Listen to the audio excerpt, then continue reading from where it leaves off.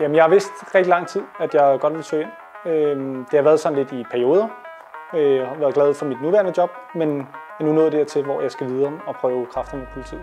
Brian kom op i mit feed på Facebook, og det var egentlig den vej igennem, jeg fandt ham og startede på det her forløb. Jeg har vidst lige fra start, at jeg skulle have hjælp, både til dansk, men også til det fysiske test her.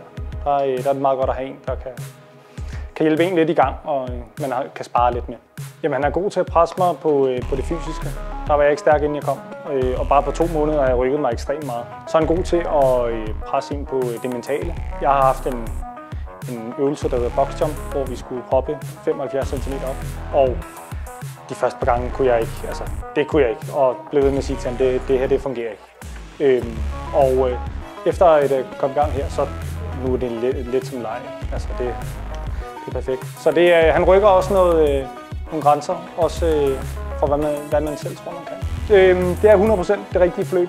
Blanding af de fysiske træninger og træningsplan og dansk undervisning, det gør bare, at jeg føler, at jeg kommer 100% hele vejen rundt og når at blive godt klædt på til optagelsesprøven.